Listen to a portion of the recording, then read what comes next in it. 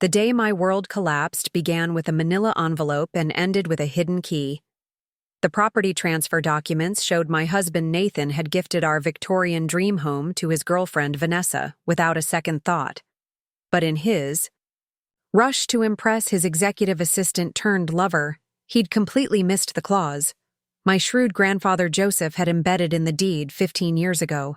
A clause so powerful it would transform Nathan's triumphant smirk into sheer terror. When the truth finally emerged from the shadows where old money had patiently waited for fools to overplay their hands, I'd love to know which corner of the globe you're watching from. And if this story speaks to you, make sure to subscribe. Tomorrow's video is one you absolutely can't miss. The autumn rain pelted against the bay windows of our Victorian home. On Maple Avenue, as I read through the property transfer documents for the third time, still struggling to process what had happened. The constant ticking of the grandfather clock in our foyer, a wedding anniversary gift from Nathan's parents, seemed to mock each passing second of this nightmare. "I need a fresh start," his note had said.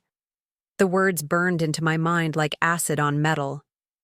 Vanessa makes me feel alive again. I'm sorry, Olivia, but we both know our marriage has been on autopilot for years. Vanessa Keller. The name alone made my stomach knot with anger. Nathan's executive assistant at Westridge Development Group, who'd started working for him just a year ago with her perfect blonde blowout, designer wardrobe, and supposedly brilliant ideas for expanding the company. I'd met her at the company Christmas party last December, how she'd gushed over our charming historical home and asked so many questions about its history. I'd noticed the changes in Nathan gradually over the past year. Late nights at the D, office, sudden business trips, a new cologne I didn't recognize, changing his email password, but I'd convinced myself I was being paranoid. After all, Westridge was expanding rapidly, and Nathan was under tremendous pressure as its founder and CEO. The sound of tires on wet gravel broke through my thoughts. Through the rain-streaked window, I watched as my best friend Caroline's blue Volvo pulled into our circular driveway. I hadn't called her, I hadn't called anyone, but small towns like Millsfield had a way of spreading news faster than wildfire. "Olivia?" Caroline's voice echoed through the foyer as she let herself in with the spare key she'd had for years. "Liv, where are you?" I couldn't find my voice, but she found me anyway, still sitting in Nathan's study, surrounded by the evidence of our shared life. The architectural drawings on the walls, the framed photo of us on the day we purchased this house, my art history degree hanging beside his business license. Everything we'd built together over 15 years, reduced to nothing by a property transfer document. Caroline took one look at me and the papers in my hands, and her usually cheerful expression hardened. "That lying, cheating bastard," she hissed, pulling me into a fierce hug. "Jenna from the Chamber of Commerce called me," she continued. "She saw them together at Riverview last night celebrating." Riverview, the most exclusive restaurant in 3 counties, where Nathan had claimed he could never get a reservation when I suggested it for our anniversary last month. My laugh sounded hollow even to my own ears. "Celebrating what?" I managed to ask, though I already knew the answer would hurt. "Vanessa just announced her promotion to Chief Operations Officer at Westridge." Caroline's voice dripped with controlled fury. "And guess what else they were celebrating? Nathan just transferred your house to her name as a token of his commitment." I felt physically ill. "He used me," I whispered, the realization hitting me like a physical blow. All those parties I hosted for potential clients, all the connections I helped him make through my family's name in this town. I was just a stepping stone. Caroline's phone buzzed, and she glanced at it briefly before her eyes widened. "Liv, there's more." She hesitated. "Show me." The image on her phone showed Nathan and Vanessa at Riverview's private dining room, toasting, with champagne, Vanessa's hand resting possessively on Nathan's arm. The caption read, "When you find your soulmate in the most unexpected place. New home, new beginnings. Power couple, when you know." The timestamp was from 3 hours before the high. Courier had delivered the property transfer papers to me. "I think I'm going to be sick," I muttered. But instead of nausea, an unfamiliar anger began to burn in my chest. This woman, who'd known nothing of our struggles to afford this house, who hadn't been there during the lean years when we lived, on ramen noodles and dreams while Nathan started Westridge from scratch and I worked 3 jobs to support us, had swooped in and taken everything. "I should have seen it coming," I said, standing up suddenly. "The way he changed after she came to town. The new suits, the social media makeover, the sudden interest in country club memberships." "This isn't your fault, Liv," Caroline insisted, but I was barely listening. My eyes had landed on the antique desk, my grandfather Joseph's desk, that I'd insisted on keeping when Nathan wanted to replace it with something more modern and professional. Grandfather Joseph. The thought of him sparked something in my memory. "Care," I said slowly. "Help me move this desk." "What? Why?" "Because my grandfather was the shrewdest man I've ever known, and he never did anything without a reason." I ran my fingers along the ornate carvings on the desk's side, remembering. The last time I'd seen him alive, 8 years ago, he'd insisted I take this desk specifically, this one, from his study. "There's more to life than meets the eye," he'd said with that knowing smile of his. "Remember that, sunflower." Together, Caroline and I pushed the heavy desk away from the wall, revealing a section of paneling that looked slightly different from the rest. My heart began to race as I pressed against it, feeling for any irregularity. Click, a small compartment popped open, revealing a sealed envelope and a key that looked far older than I was. The envelope bore my name in my grandfather's elegant script, dated just weeks before his death. "My dearest Olivia," I read aloud, my hands shaking. "If you're reading this, you finally found yourself in dire enough circumstances to really look at that old desk.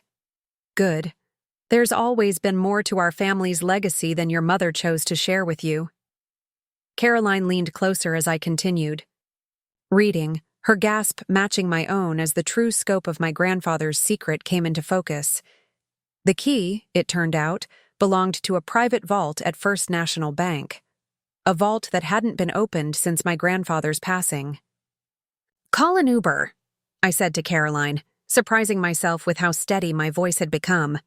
"We need to get to the bank before it closes." As we drove through the rain-slicked streets of Millsfield, I thought about Nathan and Vanessa, celebrating at Riverview, so certain of their bright future together in my house. They had no idea that Joseph Crawford, my seemingly quiet grandfather, had been the silent investor behind half the development properties in 3 counties, including, if my suspicions were correct, the very land that Westridge Development Group was built on. The rain began to ease as we pulled up to First National Bank, and I felt the first real smile of the day curl at my lips. Nathan had always said I was too content with our comfortable but modest life, too unwilling to play the games needed to succeed in high society circles. He was about to learn just how wrong he'd been about that, and so much more. The bank manager, Mr. Donovan, was already heading out for the day when we arrived, but one look at the key in my hand made him pause. "Miss Crawford," he said, recognition flickering in his eyes. "We've been wondering when you'd come," as he led us down to the vault level. I thought about Nathan's note, still tucked in my pocket. "You were never meant for the world I aspire to be part of," he'd written. I was about to show him exactly which world I was meant for, and it was far bigger than anything Vanessa Keller could offer him. The vault door opened with a heavy click, revealing stacks of documents, stock certificates, and a letter addressed to me in my grandfather's handwriting. "For when you're ready to show them who you really are." My fingers trembled as I broke the wax seal on the envelope. Inside, I found pages of meticulous documentation, each one revealing another layer of my grandfather's carefully constructed empire.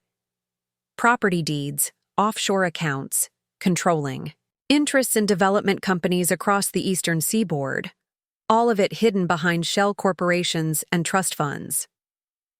Your mother never understood the value of patience, my grandfather's letter continued. She wanted quick profits, flashy investments. But true power, my dear, grows in the shadows.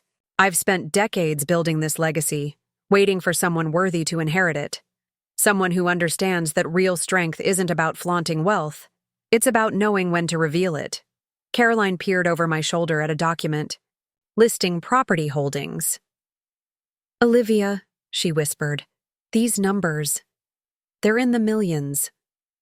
Mr. Donovan confirmed, adjusting his wire-rimmed glasses. Mr. Crawford was quite strategic in his investments. The Westridge Plaza development, for instance. He purchased that land through a holding company 30 years ago for a fraction of its current value. A bitter laugh escaped my lips. The same plaza where Nathan's company headquarters stands? I pulled out my phone, opening the property records database I had access to through my work at the Millsfield Historical Society. The same headquarters he's been using to impress Vanessa with his business acumen. Mr. Donovan's smile held a touch of satisfaction. Mr. Sullivan's company may occupy the building, but they don't actually own the property. The holding company, your holding company now, has been collecting their lease payments for years. A lot of love and effort went into bringing this story to life. If you're enjoying it, we'd be so grateful if you'd subscribe to our channel. Now, back to where we left off. The implications hit me like a tidal wave. Nathan had hitched his wagon to Vanessa, thinking she was his ticket to the next level of success, but my grandfather had been playing a much longer game. Mr. Donovan, I said, my voice steady despite the adrenaline coursing through my veins. I'd like to schedule a meeting with the board of Crawford Holdings first thing tomorrow morning. He nodded, already reaching for his phone. Of course, Miss Crawford. Though you should know there's something else your grandfather left for you. He moved to a smaller safe within the vault, entering a complex combination. He was quite specific about the timing of this. The safe door swung open to reveal a single USB drive and another note in my grandfather's handwriting. For when the wolves think they've cornered a sheep. My phone buzzed. Another Instagram post from Vanessa Keller. Big announcement tomorrow. Can't wait to lead Westridge Development Group into a new era with Nathan Sullivan by my side. Bar power moves. New beginnings. Olivia. Caroline touched my arm, concern evident in her voice. What are you thinking? I held up the USB drive, remembering all the times my grandfather had taught me chess as a child. Always let your opponent think. They're winning, he'd say, until the moment they realize they've played right into your trap. I'm thinking it's time for a little property inspection, I replied, tucking the drive into my purse. Would you mind calling Jenna back? Ask her if Riverview has any private rooms available for tomorrow night. I believe I'd like to congratulate the happy couple properly. As we left the bank, the setting sun broke through the clouds, casting long shadows across Millsfield's historic downtown. Somewhere across town, Nathan and Vanessa were probably still celebrating, convinced they'd written me out of their story. They had no idea they were only in the prologue of mine. Back in my car, which thankfully was in my name only, I pulled out my grandfather's letter again, focusing on a paragraph I'd skimmed earlier. Remember, Olivia, revenge isn't about destruction, it's about reconstruction. Building something so magnificent from the ashes that your enemies are forced to watch your rise from the ruins they thought they'd left you in. Caroline was already on the phone with her contacts, but she paused to look at me. Riverview is booked solid for the next month, she reported. Apparently, Vanessa Keller has some sort of standing reservation for their best private room. Perfect. I smiled, opening my laptop to access the inherited company files. Call them back. Tell them Miss Crawford would like to exercise her ownership privileges. Ownership? Caroline's eyes widened as understanding dawned. Riverview is part of the Crawford Restaurant Group, I explained, scanning through the portfolio. Has been for the past 20 years, along with about 60% of the exclusive establishments Vanessa's been flaunting on her Instagram. My phone lit up with a text from Nathan, the first direct contact since his goodbye note. Olivia, we should talk about the divorce settlement. I know this is hard, but I hope we can keep things civil. Civil? As if there was anything civil. About abandoning our marriage through a courier. About transferring our home to his girlfriend before I'd even been notified of his intentions. About trying to build his new life with the very properties my grandfather had spent decades acquiring. Care, I said quietly. Remember when we were in college and you said I was too nice for the business world? She snorted. I remember you proving me wrong by turning your father's failing museum into the go-to cultural center for the state while maintaining a perfect GPA. That was just practice. I opened my grandfather's master portfolio spreadsheet, my art historian's mind already identifying patterns and opportunities. The real lesson starts tomorrow. The office building that housed Westridge Development Group cast a long shadow over Main Street. I'd helped Nathan lease it 8 years ago, using my family connections to get him a prime location at a fraction of the market rate. Now, scanning through property records, I realized why the deal had been so sweet. The building was part of my grandfather's portfolio, too. Call Arthur Jenkins at the property management company, I instructed Caroline. Tell him Miss Crawford needs an urgent review of all tenant contracts, particularly any involving recent changes in business partnerships or ownership structures. Tomorrow, Nathan would discover that his new promotion of Vanessa to COO violated several clauses in his lease agreement. By the end of the week, he'd learn that his attempts to merge Westridge with Vanessa's former employer, Keller Investments, had triggered acceleration clauses in his business loans held by subsidiaries of Crawford Holdings. But tonight I had a dinner reservation to plan. Dawn painted Millsfield's skyline in shades of gold as I sat in my grandfather Joseph's study, surrounded by the contents of the USB drive. My eyes burned from hours of reviewing documents, but each revelation made sleep impossible. The Crawford empire wasn't just vast, it was meticulously engineered to remain invisible until the perfect moment for exposure. My laptop screen displayed an email from Arthur Jenkins, the property manager. Lease violation notices prepared as requested, Miss Crawford. Shall we proceed with delivery this morning? A message from Riverview's manager followed. Private dining room confirmed for this evening. Chef Marcus sends his regards and remembers your grandfather's preference for the 1965 Bordeaux. We've kept several bottles in reserve per his instructions. My grandfather's chess lessons echoed in my memory. The key to victory isn't just having powerful pieces, it's understanding the entire board. Now, scanning through decades of business records, I finally grasped the true meaning of those words. The sharp trill of my phone interrupted my thoughts. Diana Wheeler, my mother's sister and the family gossip queen. Of course, she'd be calling. Olivia, darling. Her voice dripped with artificial sympathy. I just heard about Nathan and that woman. How perfectly dreadful. I switched the phone to speaker, continuing to scroll through financial records. Hello, Aunt Diana. We're all just devastated for you. Though between us, your mother always said Nathan had such social climbing tendencies. Not that anyone listened. She paused dramatically. Have you considered what you'll do now? The country club dues alone must be... Actually, I interrupted smoothly, I have some meetings to prepare for. The board of Crawford Holdings convenes in 2 hours. The silence on the other end was satisfying. Crawford Holdings? Diana's voice had lost its condescending edge. But that's impossible. Joseph's company was dissolved years ago. Your mother said, I'm sure she did. I closed the laptop. Give Uncle William my best. And Diana, you might want to review the ownership structure of your summer house in Newport. The paperwork should arrive today. Ending the call, I turned to find Caroline in the doorway, holding 2 coffee cups and wearing the same clothes from yesterday. She hadn't left my side since the discovery at the bank. Your aunt's Newport house? She handed me a cup, arching an eyebrow. Purchased through a Crawford Holdings subsidiary when they were facing bankruptcy in '09, I explained, taking a sip of coffee. They've been renting it from one of grandfather's shell corporations ever since, though I doubt they've mentioned that to their society friends. Caroline settled into the leather armchair by the window. You know Diana will call everyone in her contact list now. Counting on it, I pulled up the next document.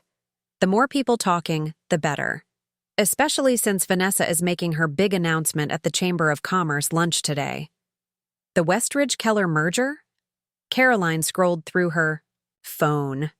It's all over social media. Nathan's doing interviews about his innovative vision for the development. I projected my laptop screen onto the study's wall display, revealing a complex web of property holdings and corporate structures. At the center sat Westridge Plaza, its ownership obscured by layers of legal entities. My grandfather didn't just buy that land, I explained, highlighting connection points. He acquired every strategic property around it, access roads, utility corridors, even the historic buildings that affect zoning regulations. Understanding dawned on Caroline's face. Westridge Development can announce anything they want, but without these pieces, they can't build a thing, I confirmed. More than that, I pulled up another document. Every time they've announced a revolutionary new project in the past 5 years, they've used it to attract investors and drive up company valuation. But they haven't actually completed a major development since Nathan took over from his mentor. Caroline's brow furrowed. Why not? Because he's been selling off company assets to maintain their luxury lifestyle and public image. Westridge is practically hollow, all flash, no substance, just like its CEO. A notification popped up on my screen. An email from James Morrison, my grandfather's longtime attorney. Miss Crawford, the board members are assembling early. Something you should see before the official meeting. Time to get dressed. I stood, stretching muscles stiff from hours of research. The black Armani suit, I think, grandfather's favorite. Caroline nodded approvingly. But what about dinner? Tonight? You'll need something more impactful. I moved to the walk-in closet, pushing past Nathan's empty hangers to the back section. There, in a garment bag I'd never opened, hung a red Valentino dress with the price tag still attached. A note in my grandfather's handwriting was pinned to the sleeve. For when you're ready to wear your power, not just possess it. The law offices of Morrison and Wright occupied the top floor of Mansfield's oldest commercial building, another Crawford Holdings property, I discovered. The conference room buzzed with quiet conversation as I entered, 12 board members turning to stare. Gentlemen, I nodded, taking my grandfather's seat at the head of the table. I believe we have matters to discuss. James Morrison, silver-haired and sharp-eyed, stood. Before we begin, there's been a development. Ms. Keller's representatives have made an offer to purchase controlling interest in Crawford Holdings through a private equity deal. Murmurs rippled through the room. I kept my expression neutral, even as satisfaction bloomed. They'd taken the bait. The offer appears quite generous, Morrison continued, sliding a document across the table, though their ability to actually finance such a deal is questionable. Let me guess, I studied the proposal. They're counting on using the Westridge merger as collateral? Morrison's smile was razor-thin. Among other properties they don't actually own yet. Ms. Keller seems to have a pattern of counting her assets before they're purchased. I opened my grandfather's portfolio on the conference room's display screen. Gentlemen, I'd like to share my plans for Crawford Holdings. But first, let's discuss how Vanessa Keller has been playing corporate shell, games with her father's legacy, and why that makes her the perfect mark for what comes next. The next hour was a masterclass in strategic revelation. With each document I shared, each connection I unveiled, I watched understanding dawn across the board members' faces. By the time I finished, there was no doubt who controlled the room. One more thing, I added, bringing up a final document. The Westridge board meets next week to review Nathan's leadership. I believe several of you hold significant interests in their voting blocks. Nods around the table. Perfect. I closed my laptop. Because at exactly 7 p.m. tonight, Nathan Sullivan is going to discover that his attempt to merge with Keller Investments was never going to succeed. The only question is how many of his other plans will unravel in the aftermath. As the board members filed out, Morrison held back. Your grandfather would be proud, he said quietly, though he might warn you about the dangers of pride before victory. That's why I scheduled dinner at Riverview, I replied, gathering my things. Sometimes the best victory is letting your opponents destroy themselves while you simply provide the stage.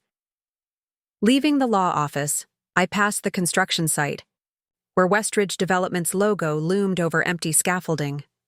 Nathan stood with a group of investors, gesturing animatedly at architectural renderings. He faltered mid-sentence as I walked by, his confident smile slipping just slightly. I didn't break stride. Back in my car, another email demanded attention, this one from Thomas Bradford, the city's zoning commissioner. Miss Crawford, your grandfather's annual charity gala for the Millsfield Historical Society is scheduled for next month. As acting chair of Crawford Holdings, will you be continuing the tradition? A memory surfaced, Joseph explaining how he'd used these society events to quietly shape the city's development for decades. The Historical Society's preservation requirements had blocked countless aggressive developers while protecting Crawford Holdings' strategic properties. Schedule a meeting, I typed back. The gala will proceed as planned, with a few strategic additions to the guest list. Caroline texted an update. She'd confirmed Vanessa had invited half of Millsfield's social circle to tonight's dinner, planning to announce the Westridge-Keller merger to her closest supporters. The perfect audience for what was about to unfold. My next stop was the Millsfield Chronicle offices, where editor-in-chief Sarah Martinez waited with barely contained excitement. Joseph had mentored Sarah early in her career, I discovered, even financing her journalism degree through a Crawford Scholarship Fund. The timestamps on these documents, Sarah spread printouts across her desk, prove Westridge has been misleading investors for years. But why release the story now? Because Vanessa Keller doesn't just want Westridge development, I explained. She wants to erase Millsfield's architectural heritage and replace it with soulless luxury developments. My grandfather spent decades protecting this town's character. I won't let Keller Investments destroy that legacy. Sarah's eyes gleamed. The story runs tomorrow morning, though I suspect tonight's dinner will give us plenty to add to the final draft. Leaving the newspaper office, I spotted Nathan's sleek Mercedes parked outside Keller Investments' temporary headquarters. A flash of blonde hair in the passenger seat confirmed Vanessa was with him. They were deep in conversation, Vanessa's gestures growing increasingly animated as she jabbed at something on her tablet. My phone buzzed. James Morrison sending surveillance photos from Westridge Development's board meeting earlier that morning. The images showed Nathan looking significantly less confident than he appeared now, facing down skeptical board members as he tried to explain his aggressive expansion plans. A quick check of financial records revealed why. Westridge had leveraged itself to the breaking point, using inflated property valuations to secure loans for Nathan and Vanessa's lavish lifestyle. The merger wasn't just about prestige, it was a desperate bid for survival.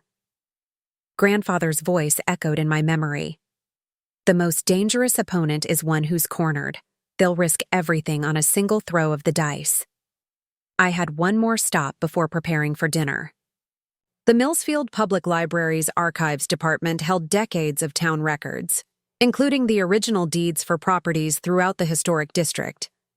The head archivist, Mr. Peters, had worked closely with my grandfather on historical preservation projects. Miss Crawford, he greeted me warmly, leading me to a research room where documents were waiting. I pulled everything you requested about the deed's historical covenants. The yellowed pages revealed another layer of Joseph's foresight. The deed to our Victorian home on Maple Avenue wasn't just a property title. It contained a special heritage protection clause that my grandfather had inserted when he helped us purchase it 15 years ago.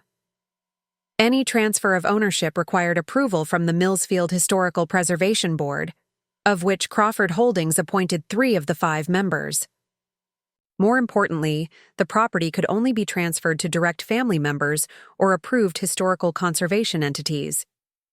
Nathan hadn't just betrayed me by transferring our home to Vanessa. He'd violated legally binding covenants that made the transfer null and void. "One more thing," Mr. Peters added, retrieving a bound volume of old photographs. "Your grandfather asked me to save these for the right moment." The images showed our Victorian home in its glory days, when it hosted society events that defined Millsfield's social calendar. In one particularly striking photo, a young Joseph Crawford stood beside the original homeowner, signing the documents that would secretly preserve the property's historical status while allowing my future husband to believe he was the primary owner. "He always said pictures were worth more than profits," Mr. Peters smiled, "especially when they show where the real power in a town lies." As I gathered the materials, my phone lit up with a message from Caroline. "Vanessa's assistant just called. Riverview to add place settings for the Westridge board members. She's planning some kind of major announcement." Perfect. Every player was moving exactly where they needed to be. The afternoon sun cast long shadows across Millsfield's historic downtown as I headed home to prepare for dinner. Shoppers nodded. Respectfully, word of my inheritance had spread quickly, transforming yesterday's pitying glances into careful deference. In my grandfather's study, I opened a hidden panel he'd shown me years ago, revealing a wall safe I'd never had reason to access before. Inside lay one final letter, dated the day before he died. "My dearest Olivia, by now you've discovered the extent of our family's influence and hopefully understood why I kept it hidden for so long. Power that's flaunted is power that's vulnerable. Vanessa." Keller never learned that lesson from her father, just as your mother never learned it from me. But you, my dear one, have always understood the value of patience, of quiet confidence over showy ambition. That's why you'll succeed where they failed. Remember, true victory isn't about destroying your enemies. It's about letting them destroy themselves while believing they're winning. The dress I left you isn't just about looking beautiful. It's armor for the battle ahead. Wear it well. All my love, Joseph. As I prepared for dinner, each element felt like a piece moving into position. The Valentino dress fit perfectly, its deep red color a statement of confidence rather than vengeance. Joseph's antique ruby necklace caught the light like drops of blood. A final text from James Morrison confirmed everything was in place. Documents ready, witnesses prepared, timing coordinated down to the minute. In less than 2 hours, Nathan Sullivan would learn the true cost of underestimating a Crawford woman. His words from his farewell note echoed one last time. "You were never meant for the world I aspire to be part of." He was right about that, at least. I was meant for something far more significant than the shallow world he and Vanessa inhabited. Tonight would prove just how right my grandfather had been to entrust his legacy to someone who understood the true meaning of power. The Eye. Sunset over Millsfield as my car pulled up to Riverview. Through the windows, I could see Nathan and Vanessa holding court in the private dining room, champagne already flowing as they celebrated their imagined triumph. Time to show them what real victory looks like. Riverview's maitre d' greeted me with practiced deference, though I caught the slight widening of his eyes at my transformation. Gone was yesterday's shell-shocked woman. Tonight, Joseph Crawford's granddaughter commanded attention. "Miss Crawford," he bowed slightly. "Your guests are excited about your surprise appearance, though Ms. Keller seemed unsettled when informed of the change in reservation ownership." I'm sure she was. I handed him a small manila envelope. "Please ensure these are distributed to each place setting at precisely 7:30. Music and laughter spilled from the private dining room where Vanessa held court. Through the frosted glass, I could make out perhaps 20 figures: Millsfields, social elite, Westridge board members, and potential investors, all gathered to witness what they thought would be Vanessa and Nathan's crowning achievement. Caroline materialized at my elbow, stunning in emerald silk. Sarah Martinez just texted, "The Chronicle story is ready to go live the moment you give the signal." Perfect. I checked my grandfather's vintage Cartier watch. Let's make an entrance. The conversation stuttered to a halt as we entered. Vanessa, resplendent in a designer gown that probably cost more than most people's monthly mortgage, froze mid-gesture. The champagne flute in her perfectly manicured hand trembled slightly. "Olivia?" Nathan stood abruptly, his face cycling through confusion. Alarm and forced politeness. "What are you doing here?" Vanessa recovered quickly, her society smile snapping into place though her eyes remained cold. "In my own establishment?" I smiled, accepting a glass of the 65 Bordeaux from a waiting server. "Riverview has been part of Crawford Holdings for years." "Surely you knew that, darling." Murmurs rippled through the assembled guests. I recognized most of them: Millsfield's elite, several Westridge board members, and a handful of potential investors Vanessa had been courting. Vanessa's smile tightened. "Nathan, did you know about this?" Before he could respond, I moved to the head of the table, my grandfather's preferred seat. "I heard about your announcement. The Westridge-Keller merger? Quite ambitious." "Nathan's vision for the company is revolutionary," Vanessa replied, her voice carrying that practiced pitch of enthusiasm she used in board meetings. "Once the final paperwork clears?" "About that," I nodded to the maitre d', who began distributing the envelopes. "I believe there's been a misunderstanding about the property's availability." Nathan opened his envelope first, his businessman's eyes scanning the documents inside. I watched the blood drain from his face. "This can't be," he muttered. "Oh, but it can." I took a deliberate sip of wine. "You see, the Westridge Plaza property has been under Crawford Holdings' control for decades, along with most of the surrounding properties necessary for any major development." Vanessa snatched the papers from Nathan's hands, her composure cracking. "These records are fake. Keller Investments has been negotiating the purchase for months." "With a shell company controlled by my grandfather," I confirmed. He did enjoy testing potential business partners' due diligence, though I must say, your team's failure to verify basic property records is concerning. One of the Westridge board members, Charles Manning, I recalled from my research, cleared his throat. "Mr. Sullivan, is this true?" Nathan's laugh held an edge of desperation. "It's clearly some kind of manipulation. Olivia's just bitter about our separation. This will all be sorted out by our legal team." "Your legal team might be a bit busy," Caroline interjected smoothly, passing her phone to Mr. Manning.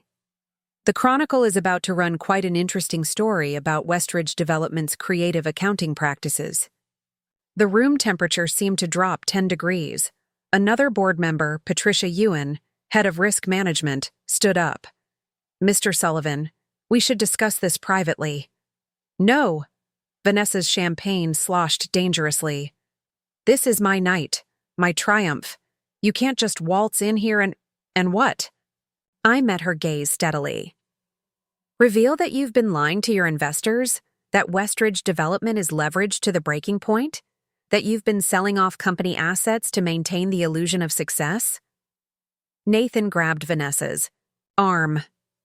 "Tell me this isn't true." She shrugged him off. "Of course it's not. We have the financing based on property valuations you don't own," I finished. "Would you like me to share the real numbers with your board members? Or should we discuss how you've been using company funds to cover personal expenses?" The room erupted in overlapping conversations. I noticed several guests discreetly checking their stock portfolios on their phones. Patricia Ewan was already dialing her lawyer. "You think you're so clever," Vanessa hissed, leaning across the table. But you're just a small-town nobody who got lucky with an inheritance. I laughed softly. Oh, Vanessa, do you really think this dinner was about you? I gestured to the chaos unfolding around us. Look around. Every person in this room has been carefully chosen. The Westridge board members who've been questioning Nathan's leadership. The investors you've been courting with promises you can't keep. The society photographers who will document every moment of your downfall. Understanding dawned in her eyes, quickly followed by fear. You planned this. No, I corrected her. My grandfather planned this years ago, when he recognized in you the same ruthless ambition that destroyed your father's legacy, the same hunger for quick success that made you an easy mark.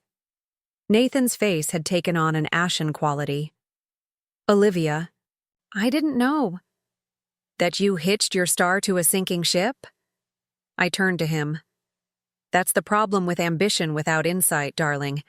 You never look past the shiny surface to see the rot underneath. Mr. Manning's voice cut through the chaos. Ms. Keller, consider yourself suspended from duties effective immediately.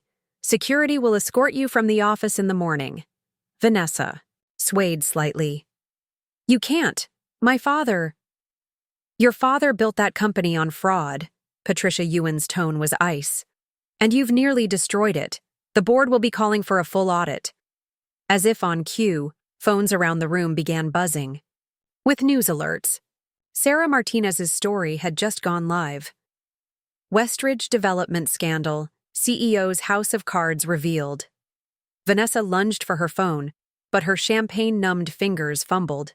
The device clattered to the table, its screen displaying a cascade of incoming messages and plummeting stock alerts. You've ruined me, she whispered. No, Vanessa. You did that yourself. I stood, smoothing my dress. I simply provided the stage for your final performance. The maitre d' appeared at my elbow. Miss Crawford, Mayor Phillips has arrived for his meeting. Shall I show him to your private office? Several heads snapped up at the mayor's name. Another calculated move. Joseph had been his family's financial advisor for decades. In a moment, I surveyed the wreckage of Vanessa and Nathan's carefully planned evening.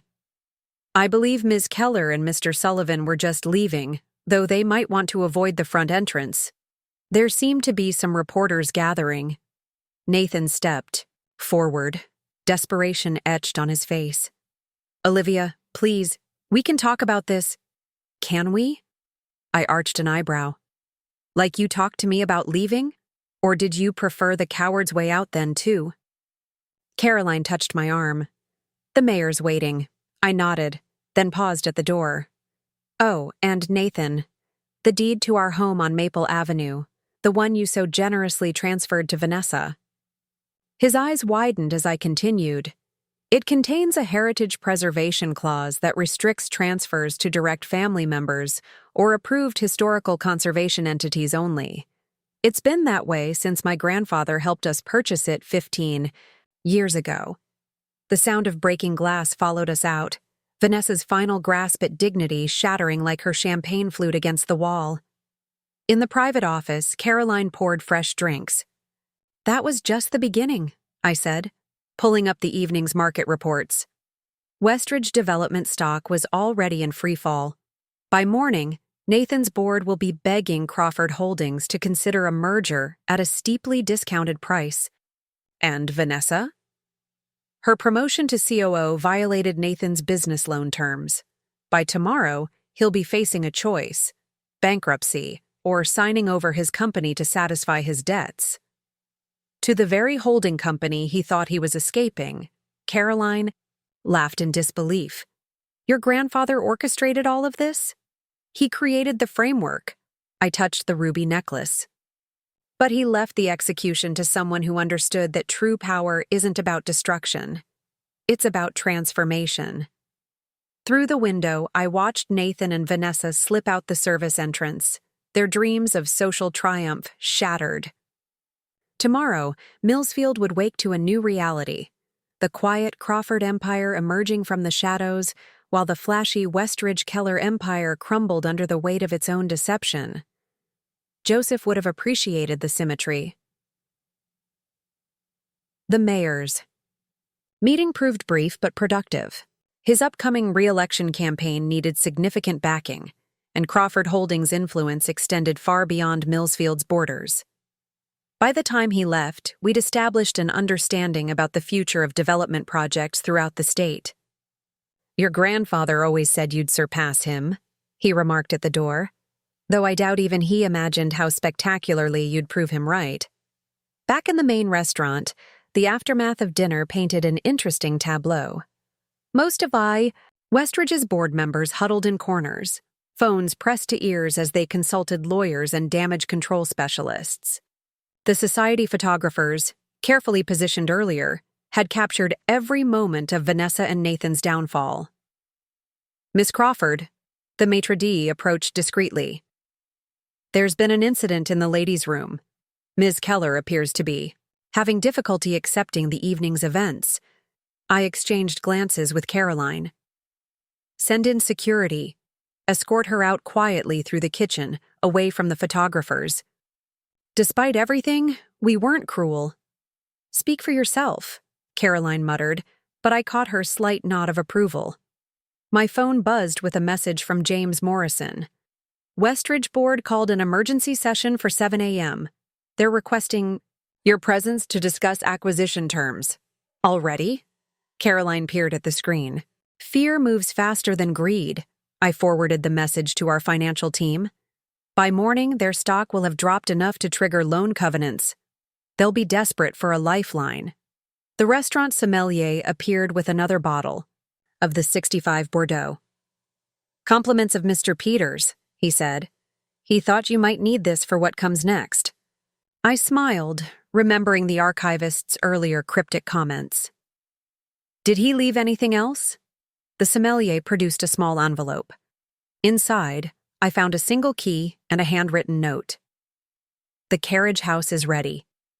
Caroline's eyes widened. "The carriage house? Your grandfather's private research library?" I gathered my things. "Care for a midnight drive?" The carriage house sat on the edge of my property on Maple Avenue, the property Nathan thought he'd transferred to Vanessa. The Victorian-era structure had been converted into a private library decades ago, its true purpose hidden behind the facade of a simple guest cottage.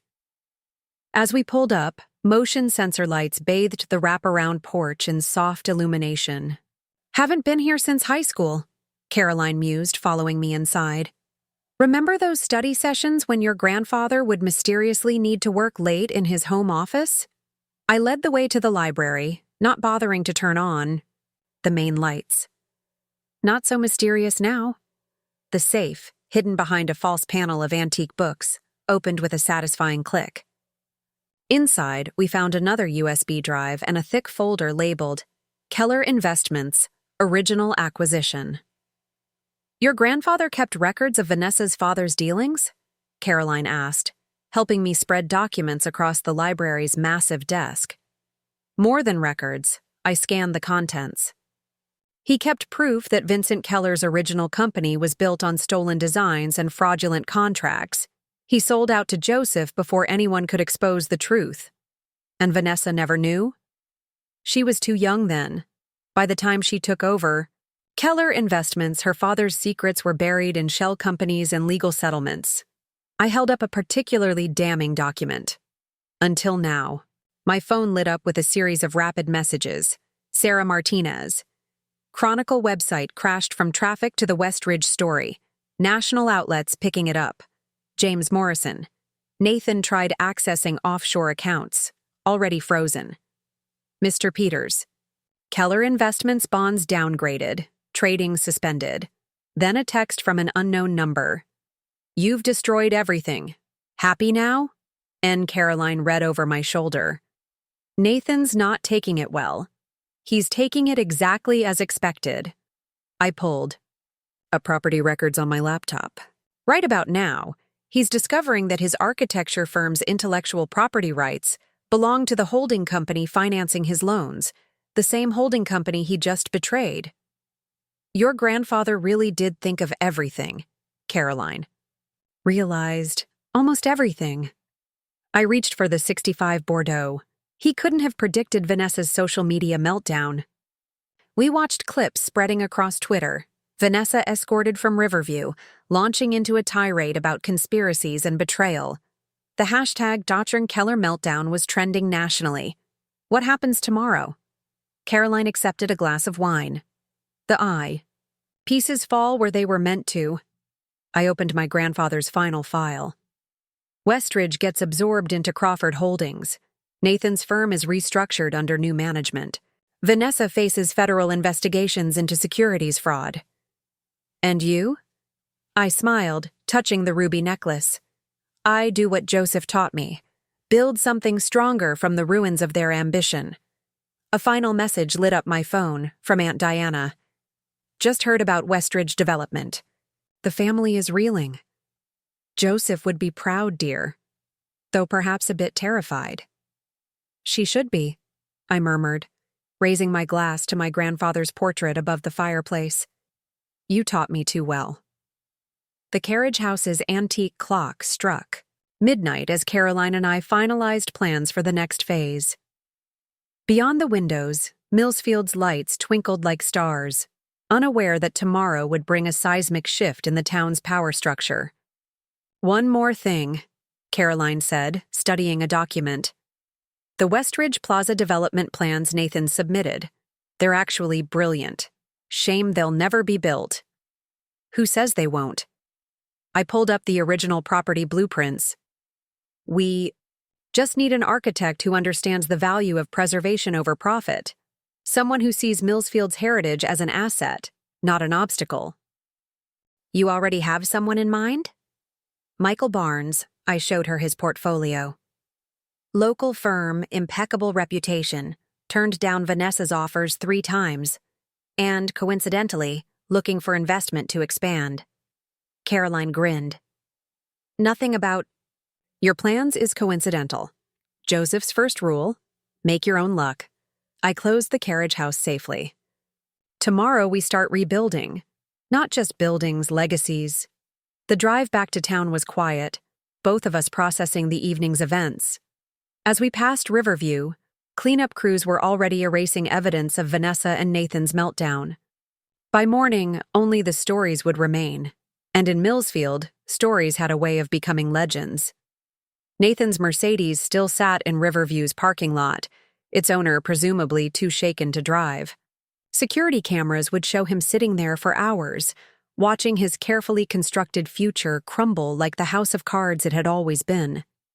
Tomorrow, he'd learn the true cost of underestimating the power of quiet wealth over flashy ambition. Tomorrow, Vanessa would wake to find her empire gone, her reputation shattered, her dreams of social dominance transformed into cautionary tales.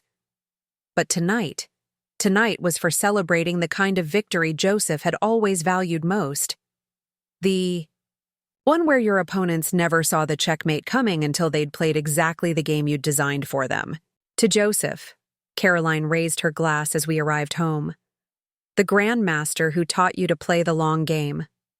No, I corrected her, thinking of the journey ahead. To transformation. Because the best revenge isn't just winning, it's changing the entire game. The grandfather clock in the foyer chimed once, marking the first hour of a new day. Somewhere across town, Vanessa was facing the ruins of her ambitions. Nathan was confronting the true cost of his betrayal. And I was finally ready to step into the role Joseph had prepared me for all along, not just heir to his fortune, but architect of a legacy built on substance rather than shadows.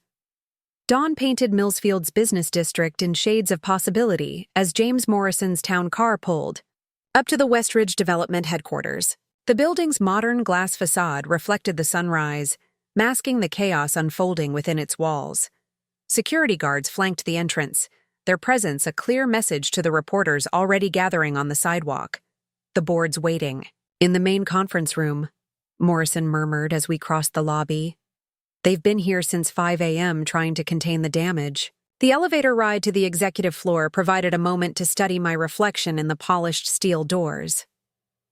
Joseph's ruby necklace caught the light, a reminder of the strength I carried.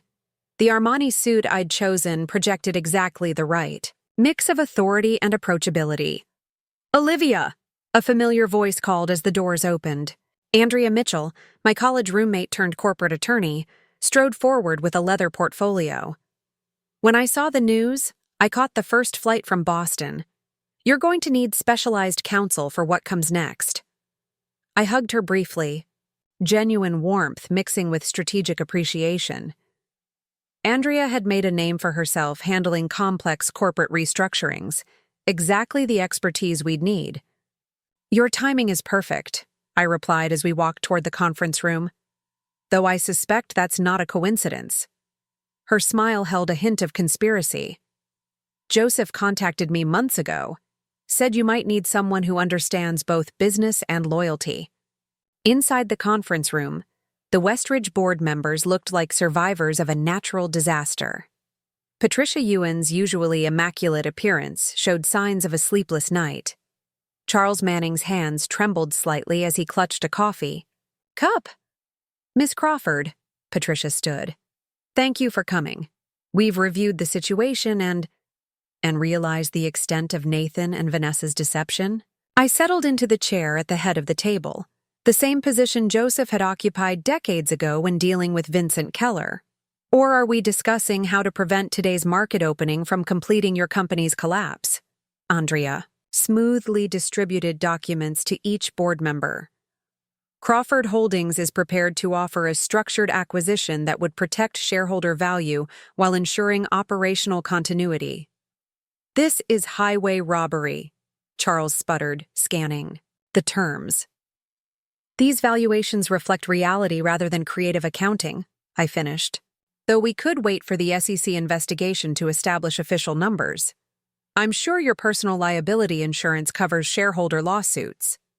The room temperature seemed to drop 10 degrees. Patricia cleared her throat. "Perhaps we should focus on immediate stabilization measures." My phone buzzed, a message from Caroline. "Nathan's at the bank. Just discovered his accounts are frozen. Perfect timing." Before we proceed, I addressed the board. "You should know that Nathan Sullivan's firm is no longer a viable partner for your development projects. His assets are currently under review for potential fraud charges." Charles Manning's face darkened. "That architectural contract was central to our recovery strategy." "Fortunately," Andrea interjected, "Crawford Holdings has established relationships with several prestigious architectural firms, including Michael Barnes and Associates, who've already expressed interest in the Westridge Plaza project." A knock at the door interrupted any response. Sarah Martinez entered, digital recorder in hand. "Sorry to intrude, but I believe you'll want to hear this before it goes live." She played an audio clip, Vanessa's voice clearly intoxicated, leaving a rambling voicemail for one of her board members. "Think you can betray me? I'll burn it all down before I let that Crawford bitch win." The offshore accounts, the backdated contracts, everything. Patricia Ewan closed her eyes in resignation. "When was this?" 2 hours ago, Sarah replied. "She's been calling investors all night, making threats. The FBI's Financial Crimes Unit has opened a formal investigation." I stood, smoothing my jacket. "Ladies and gentlemen, you have exactly 30 minutes before the market opens. Crawford Holdings' offer expires when trading begins.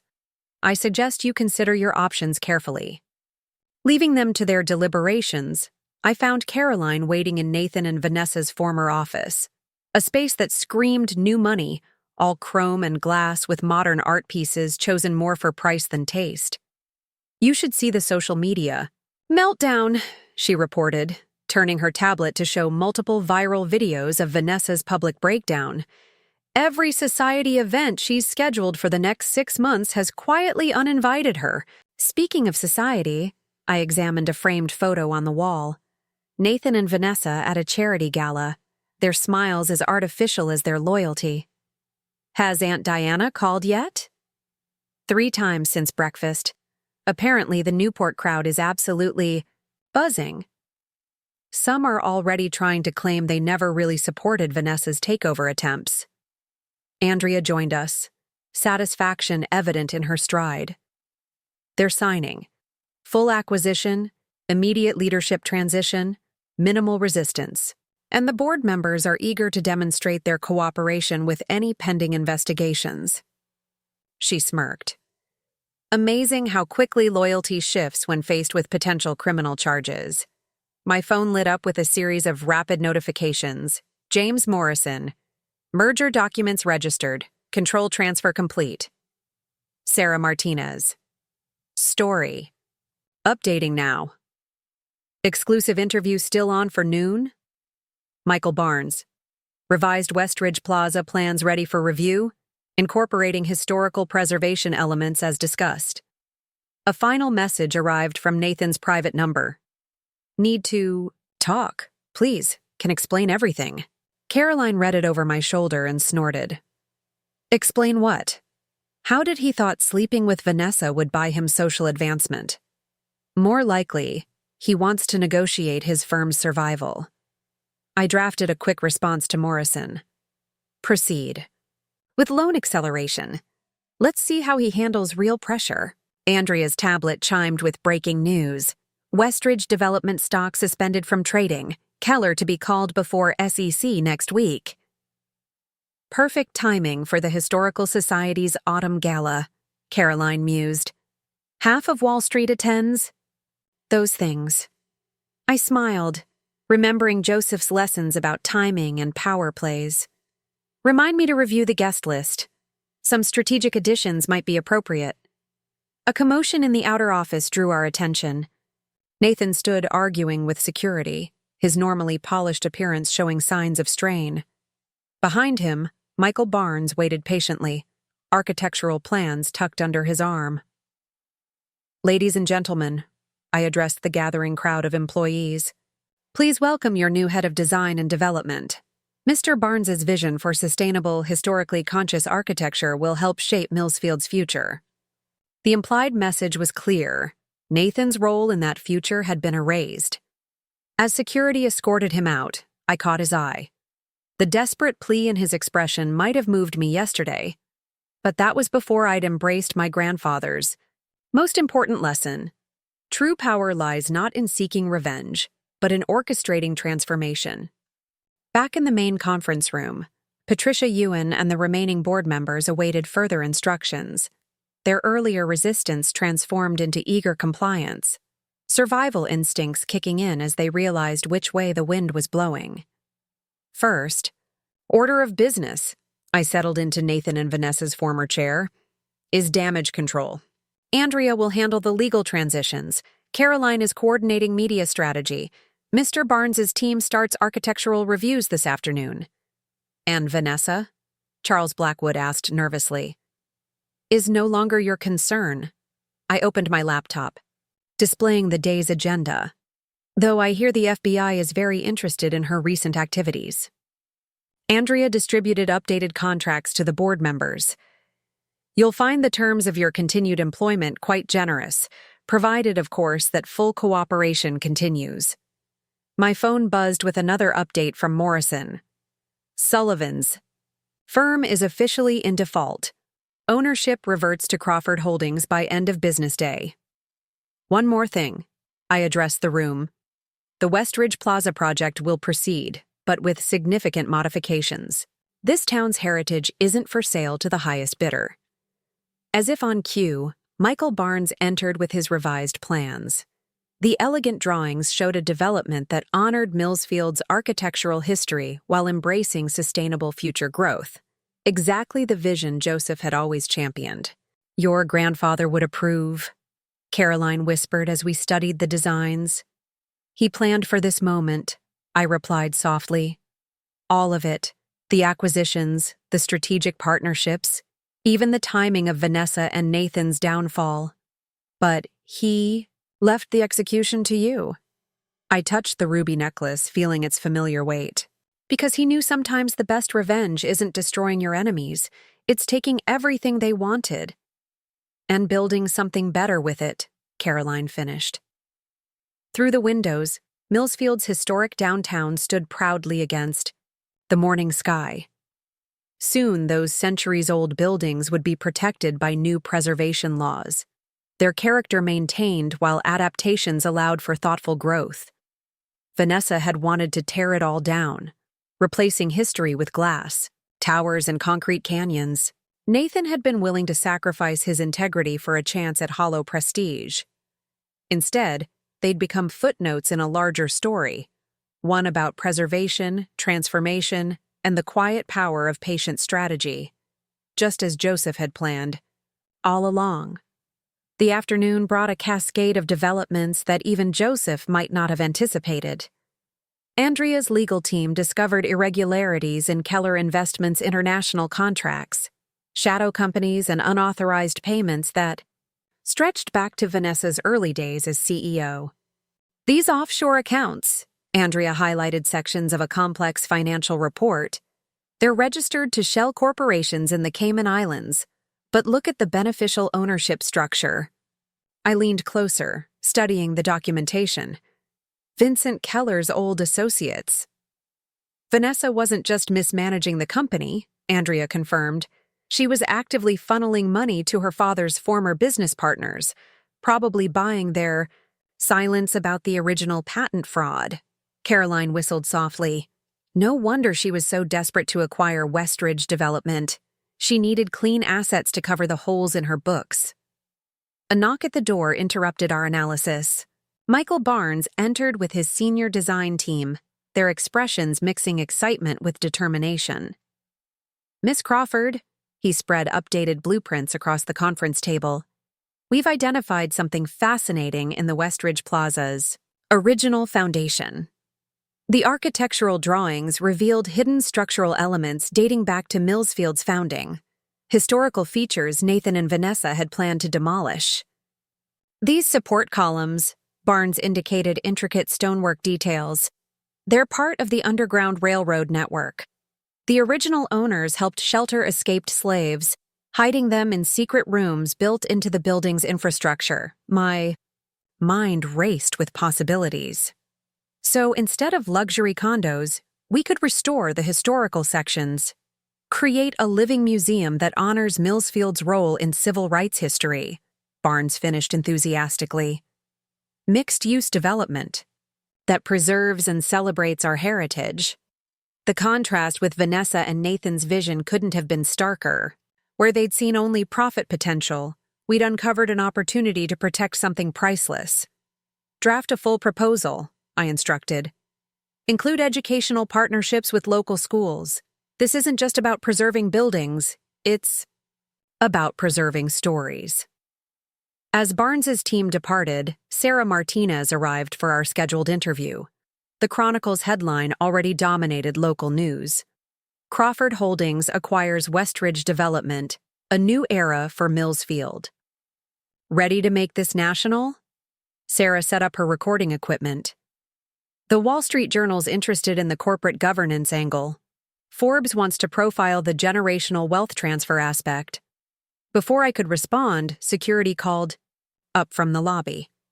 Miss Crawford, Mr. Sullivan is back. He's demanding to see you, causing quite a scene. Joseph taught me to hold some cards in reserve. I touched the ruby necklace. Sometimes the best power play isn't exposing everything at once. It's letting your opponents reveal their true nature through their own choices. Send him up, I instructed. But have security standing by. Nathan burst into the office moments later, disheveled and desperate. The confident CEO of yesterday was gone, replaced by a man watching his life's work crumble. Olivia, please, he began without a preamble.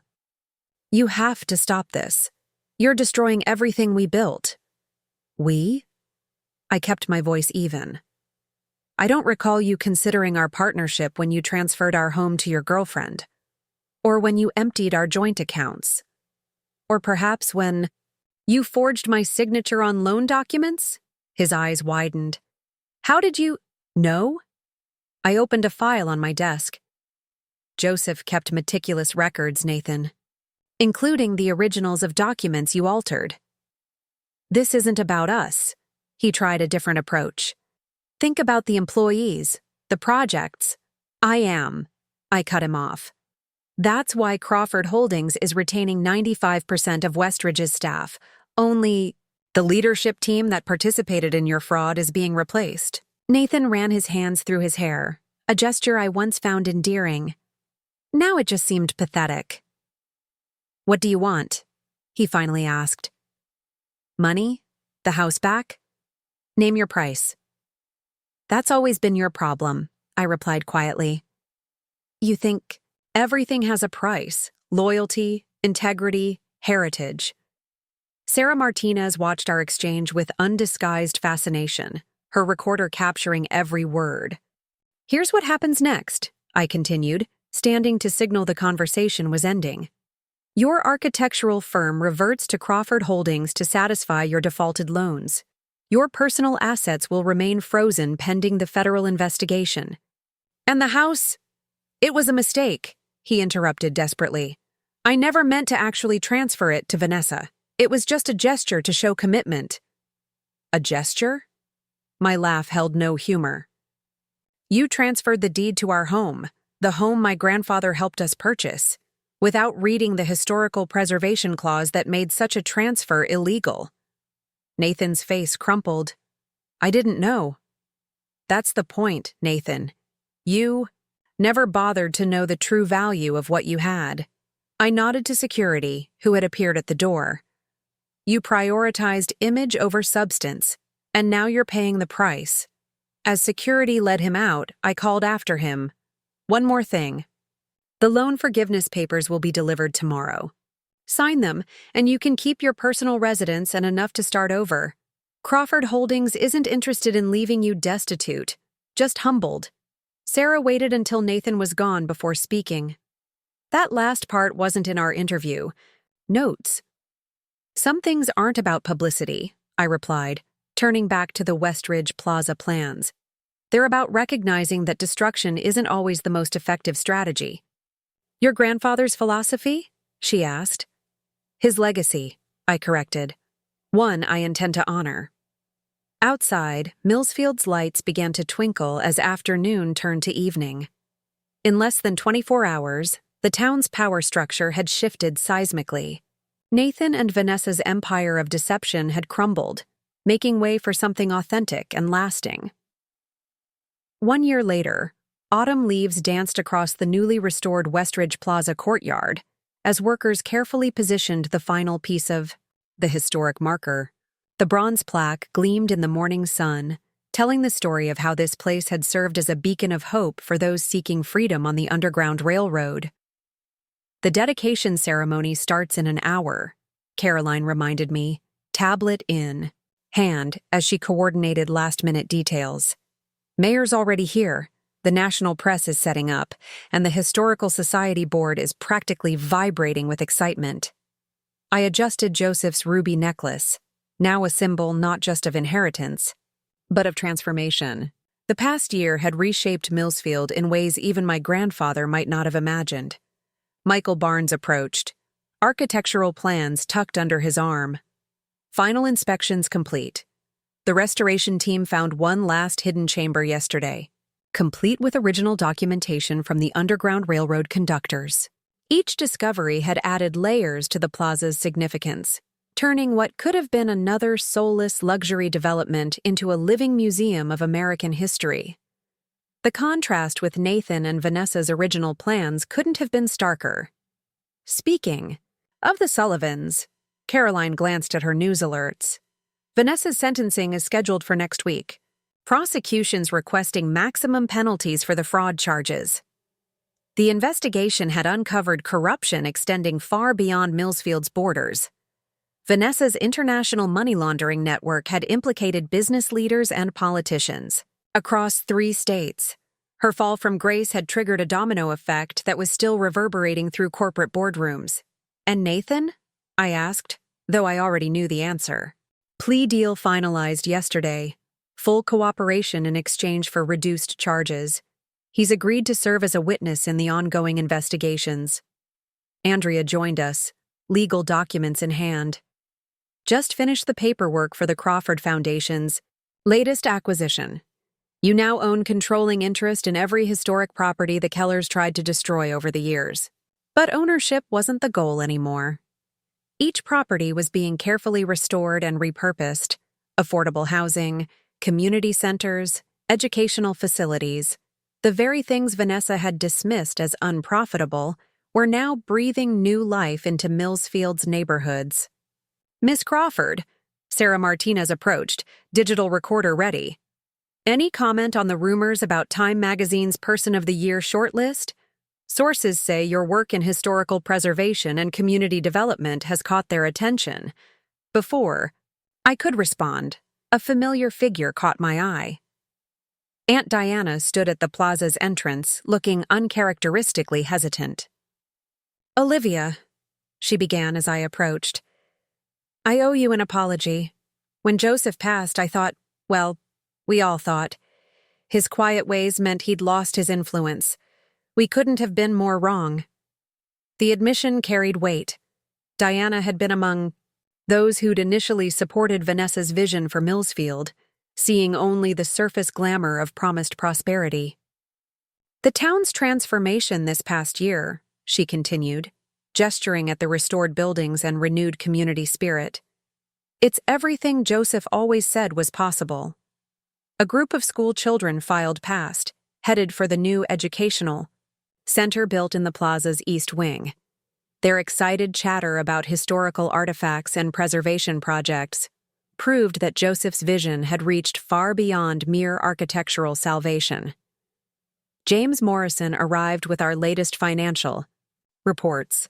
Crawford Holdings' community investment model is being studied by business schools nationwide. They're calling it the Millsfield method, proving that preservation and profit aren't mutually exclusive. The evidence was in the numbers. Property values had stabilized, local businesses were thriving, and tourism had increased dramatically since we'd begun highlighting Millsfield's historical significance. "Your grandfather would be proud." Caroline appeared at my elbow, her eyes bright with unshed tears. Though I suspect he's not entirely surprised. She handed me a small package, another item from Joseph's seemingly endless archive of carefully timed revelations. Inside, I found a photograph I'd never seen before. Young Joseph standing with my mother in front of Westridge Plaza, both smiling at something off camera.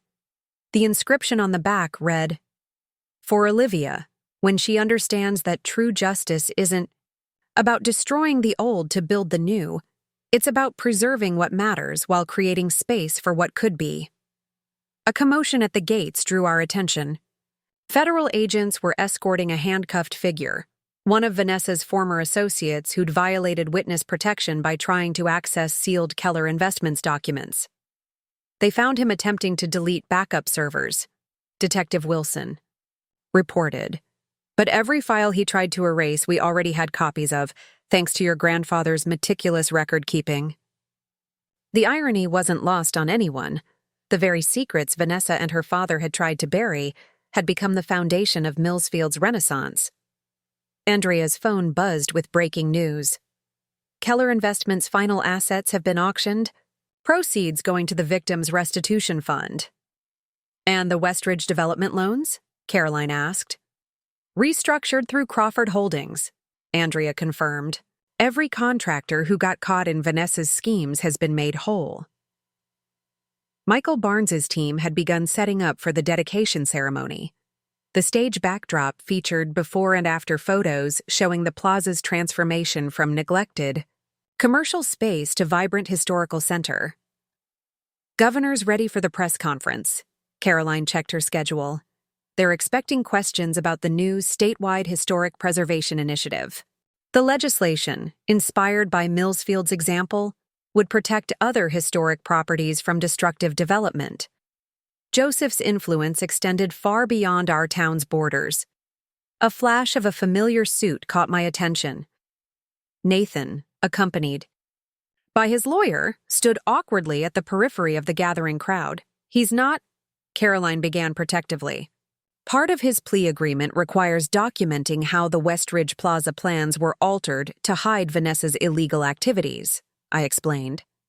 I watched him photograph architectural details that would serve as evidence in upcoming trials.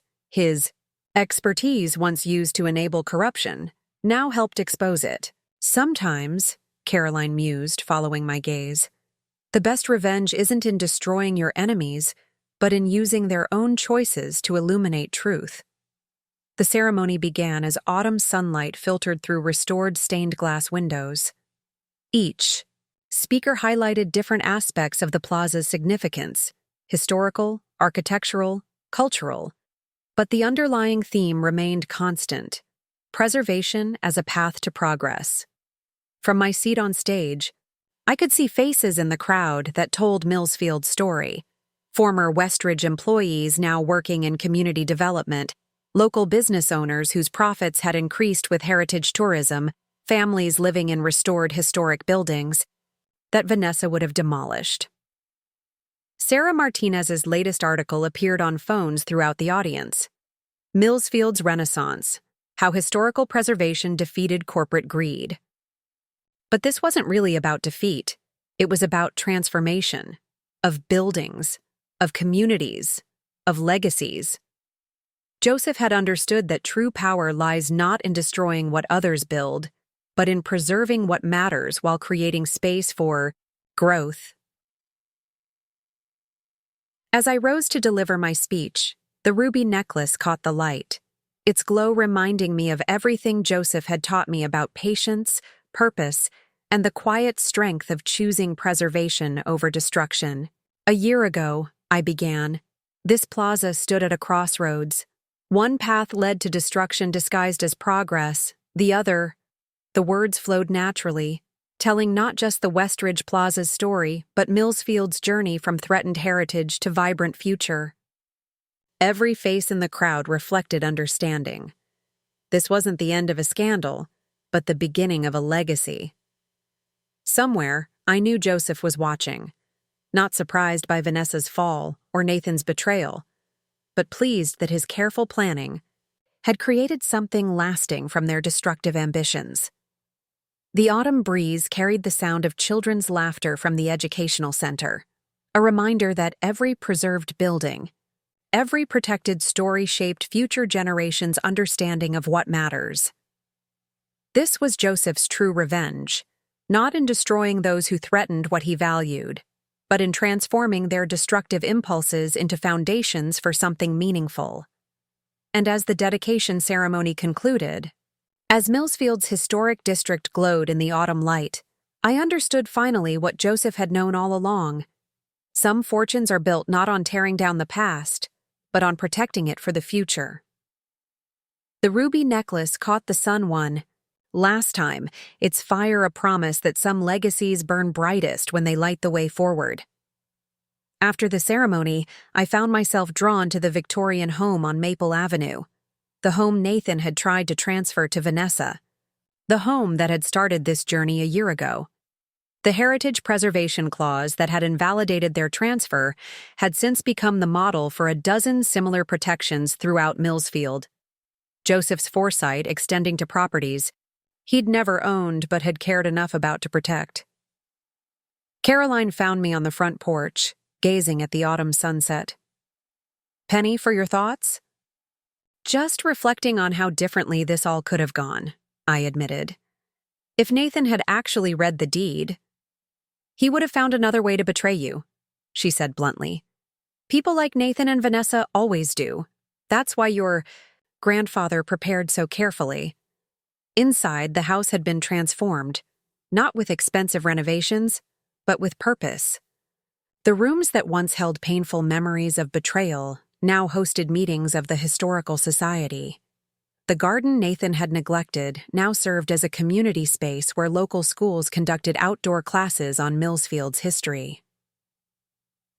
The final paperwork came through this morning, Andrea announced, joining us with a thick folder. "The house is officially transferred to the Crawford Historical Trust. No one can ever try to take it from the community again."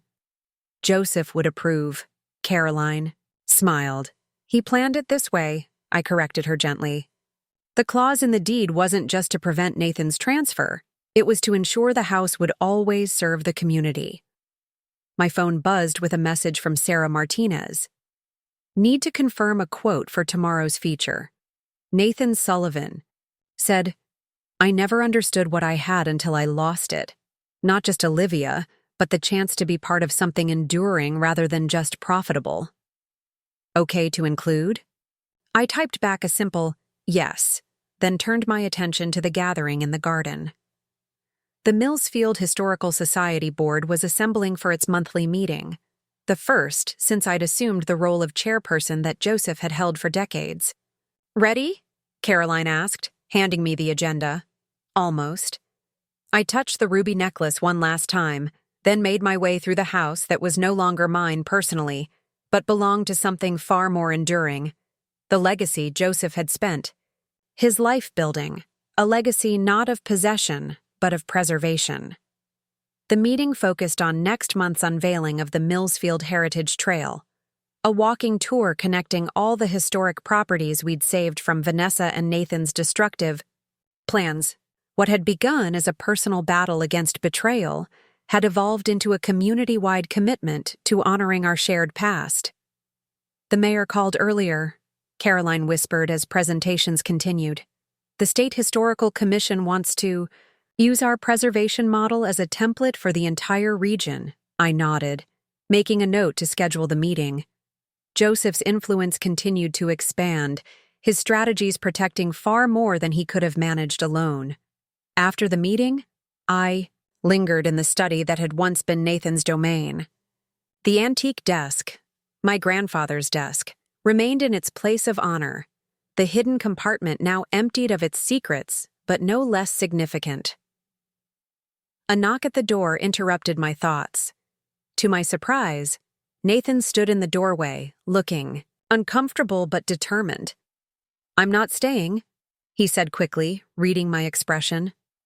I just wanted to return this. He held out a small velvet box. Inside was the diamond engagement ring I'd returned to him the day after discovering his betrayal. It was your grandmother's original, he explained awkwardly. Joseph mentioned once that it should stay in your family. I thought, maybe for the historical collection? The gesture, small but meaningful, showed a glimmer of understanding that had been entirely absent a year ago. Thank you, I said simply, accepting the box. The museum curator will find an appropriate display. He nodded, clearly wanting to say more but restraining himself. The restoration work here, it's remarkable. What you've done with all the properties, actually. Not me, I corrected him. The community. That was always the difference between our visions, Nathan. You saw buildings as assets. Joseph taught me to see them as stories. Stories that needed preserving, he acknowledged. I understand that now. Too late, obviously, but... He trailed off, looking around at the house that had once been our home, now transformed into something more meaningful than either of us had imagined when we'd first moved in. Your testimony has been helpful, I offered, not unkindly. The prosecutors mentioned it. Relief flickered across his face. I'm moving to Seattle next month. Fresh start. Teaching architecture at a community college. Passing on knowledge rather than tearing down history, I observed. Joseph would approve. Nathan smiled faintly. I doubt that, but maybe he'd hate it less than my previous career choices. After he left, Caroline found me still standing in the study, the velvet box open in my hand. You okay? Better than okay, I realized, closing the box.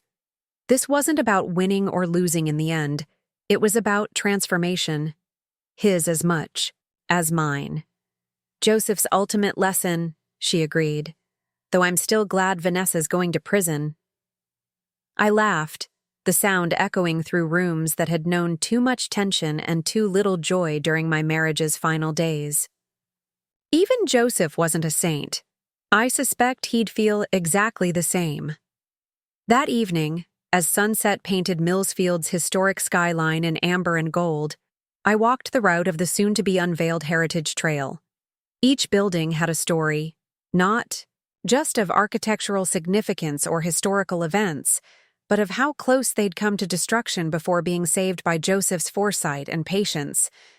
The Westridge Plaza, once destined to become a monument to corporate excess, now anchored the community as a living museum. The Victorian homes along Maple Avenue, which Vanessa had planned to demolish for luxury condominiums, now housed a mix of affordable apartments and community spaces. Even the Riverview restaurant, where I'd confronted Nathan and Vanessa a year ago, had been transformed.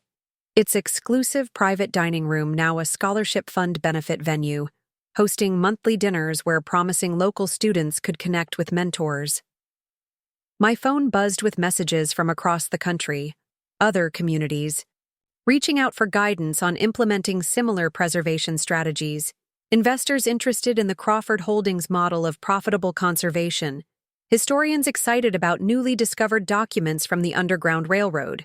Joseph's legacy had grown far beyond what even he might have imagined, spreading from one betrayed wife's discovery of a hidden clause in a deed to a national conversation about preserving our shared heritage.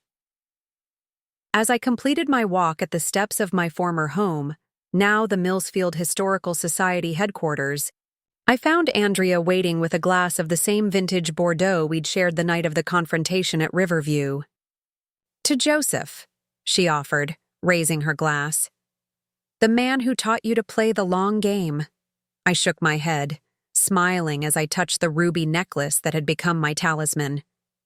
"To transformation. Because the real victory isn't in destroying what's broken, it's in building something better from the pieces." 5 years later, I stood at the podium in the grand ballroom of the newly restored Crawford Hotel, addressing the National Historic Preservation Conference that had chosen Millsfield as its host city. The room was filled with preservation experts, community leaders, and developers from across the country, all gathered to learn about what had become known as the Millsfield model. Heritage isn't just about buildings, I concluded my keynote speech. It's about the stories those buildings tell, the communities they shelter, and the future they help us imagine. Preservation isn't about freezing the past. It's about giving it a voice in our ongoing conversation about who we are and who we want to become. The applause was gratifying, but even more satisfying was seeing how far Millsfield had come since that rainy day when I'd discovered Nathan's betrayal. The town had transformed from a vulnerable target for developers like Vanessa to a national example of how historical preservation could drive economic growth and community renewal. "Remarkable speech," Governor Harrison commented as I stepped down from the stage. "Your grandfather would have loved seeing his philosophy embraced on such a scale." "He was always playing the long game," I smiled, touching the ruby necklace that had rarely left my throat in the past 5 years. "I'm just grateful his foresight gave us the foundation to build on." The conference's evening reception was being held at the Westridge Plaza, now renamed Crawford Commons, where the Underground Railroad Museum had become one of the region's most visited historical sites. The once empty commercial development now housed a thriving mix of community spaces, affordable housing, and carefully curated local businesses, all designed to complement rather than overwhelm the building's historical significance. Caroline found me on the plaza's rooftop garden, which offered a spectacular view of Millsfield's skyline, a harmonious blend of preserved historical architecture and thoughtfully designed new construction. "The Time magazine profile just went live," she announced, handing me her tablet. "The Preservation Revolutionary: How Olivia Crawford's Response to Personal Betrayal Created a National Movement." "Bit dramatic," I laughed, scanning the article. "But accurate," Caroline insisted. "Look at what's happened since you found that clause in your deed." She wasn't wrong. What had begun as my personal battle against Nathan and Vanessa's betrayal had evolved into something far more significant. The Crawford Foundation now advised communities across the country on implementing heritage protection clauses in property deeds. The Crawford Holdings model of historically conscious development had been adopted by developers in a dozen states. And the Millsfield Heritage Initiative had protected over 200 historic properties that might otherwise have been demolished. Joseph laid the groundwork, I reminded her. I just built on his foundation. With considerably more flair, Andrea added, joining us with champagne flutes. Though I suspect he would have approved. The three of us had become partners in more ways than one over the past 5 years. Caroline now directed the Crawford Foundation's community outreach programs, while Andrea had expanded her legal practice to specialize in preservation law. Together, we'd transformed what could have been a simple revenge story into a blueprint for community renewal. Speaking of approval, Caroline nodded toward the entrance, where an unexpected figure had just arrived. Your 7 o'clock is here. Nathan Sullivan looked different from when I'd last seen him. More grounded somehow, the flashy trappings of his former self replaced with the quiet confidence of a man who had found his purpose. He taught architecture now at a state university, with a focus on historic preservation and adaptive reuse. Olivia? He greeted me with the appropriate formality of former spouses who had found a careful peace. The Commons looks remarkable. Michael Barnes has outdone himself with the latest renovations. He had good bones to work with, I replied, a reference to what Nathan himself had once said about our Victorian home. Your students' project proposals for the East Wing were quite impressive. They're excited to see their work implemented, he admitted. It's not often undergraduate students get to contribute to a nationally recognized preservation site. It had been my idea to invite his class to submit designs for the newest phase of the Commons renovation, a gesture that had surprised many, including Nathan himself. But Joseph had taught me that true leadership wasn't about holding grudges. It was about recognizing talent and potential, even in those who had once betrayed your trust. I saw Vanessa's name in the news last week, Nathan mentioned cautiously. Something about an early release? Community service, Andrea confirmed. She'll be working with the Restitution Foundation for the next 3 years, helping to identify and recover assets she helped hide for other corrupt executives. Poetic justice, Caroline murmured. Practical transformation, I corrected her gently. Her financial expertise is valuable, even if it was previously misapplied. This philosophy, that even the most destructive forces could be redirected toward constructive purposes, had become the cornerstone of the Millsfield model. It wasn't about punishing those who threatened our heritage. It was about converting their energy and talents toward preservation instead. I wanted to tell you personally, Nathan said, changing the subject. The Seattle Heritage Commission approved our proposal. We're implementing your deed clause model for the entire historic district. This was significant news. Seattle had been resistant to preservation initiatives, with developers wielding considerable influence over city planning. That's the 6th major city this year, Andrea noted with satisfaction. The movement's gaining real momentum. All because you actually read the deed that I didn't, Nathan acknowledged, with the self-deprecating humor he'd developed in recent years. Sometimes I think about how differently things would have turned out if I'd just paid attention to that clause. I don't, I admitted, because we wouldn't be standing here. The Commons might be luxury condos. The Heritage Initiative might never have existed. Sometimes, Nathan, failure can be more productive than success. It was a perspective I'd developed gradually over the years. The understanding that Nathan and Vanessa's betrayal, painful as it had been, had catalyzed something far more valuable than my marriage could have been. As the reception continued around us, I excused myself to visit the one place that still held the most meaning for me in Millsfield, the Carriage House Library, where I'd first begun to understand the true extent of Joseph's legacy. The building had been carefully preserved exactly as he'd left it, from the antique chess set permanently set up on a side table to the wall of leather-bound journals that chronicled his decades of patient strategy. It served now as a private research center for preservation scholars, its existence known only to those committed to carrying forward Joseph's philosophy. Mr. Peters, the librarian who had first shown me the Heritage Clause documentation, was still the Carriage House's primary caretaker. Now in his 80s, He remained as sharp and insightful as ever. "I thought I might find you here," he smiled as I entered. "Your grandfather always retreated to this room during big social occasions, too." "Needed a moment to center myself," I acknowledged, running my fingers along the spines of Joseph's journals. "Sometimes I still come here when I need his guidance." "He left plenty of it," Mr. Peters chuckled, gesturing to the shelves.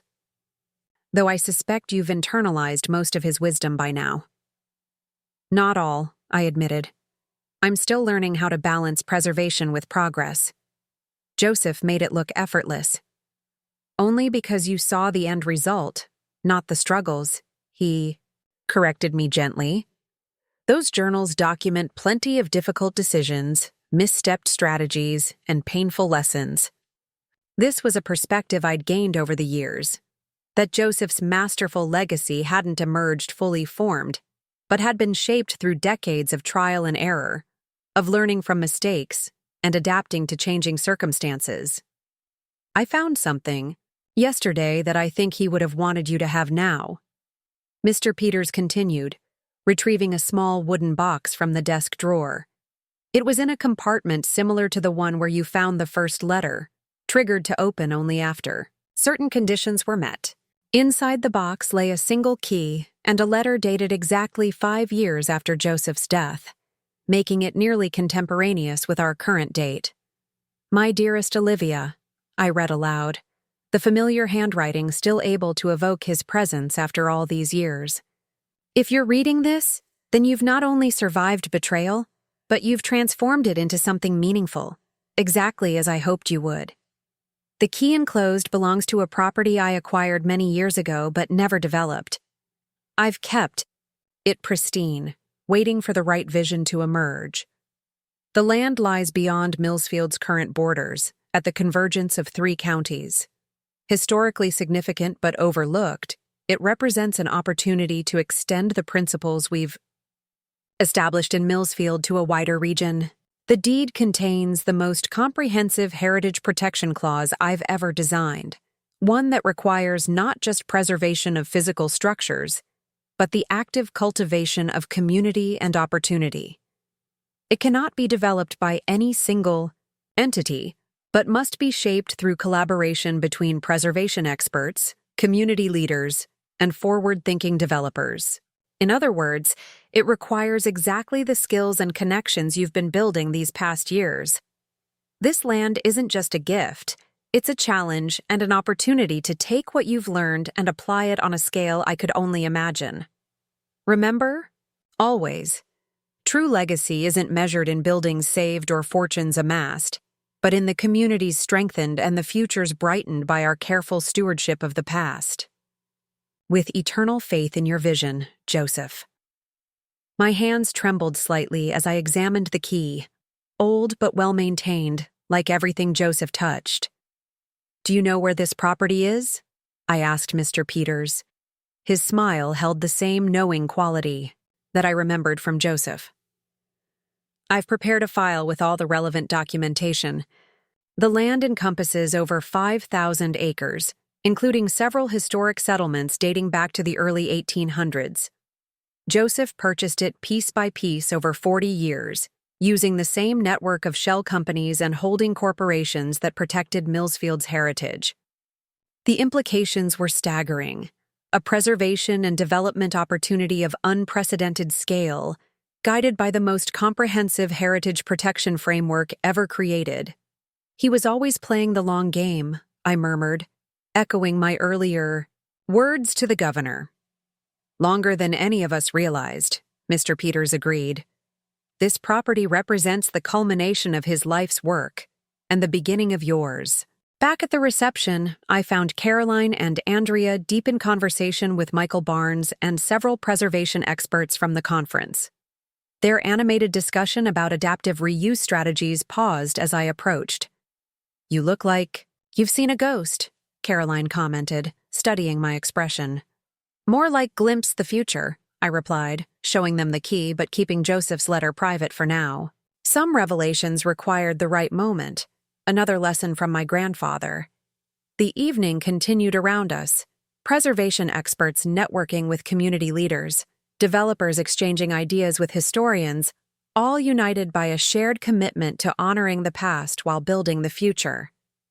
From my vantage point on the rooftop garden, I could see Millsfield spreading out below, its transformed skyline a testament to what was possible when heritage was viewed as an asset rather than an obstacle. In the distance stood the Victorian, home on Maple Avenue, the house whose deed had started everything with its carefully hidden heritage protection clause. Now serving as the Crawford Heritage Center, it welcomed thousands of visitors annually who came to learn about historics, preservation techniques, and community-centered development strategies. Nathan approached as the reception was winding down, his expression thoughtful. "I've been meaning to ask you something for a while now," he began hesitantly. "Why did you invite my students to participate in the Commons renovation? After everything that happened? Because good ideas deserve recognition, regardless of their source," I replied simply. "Joseph taught me that lasting change requires engaging even those who once stood in opposition. Transformation isn't about exclusion. It's about creating new possibilities from existing materials." He nodded slowly, understanding dawning in his eyes. "Like repurposing a historic building instead of demolishing it."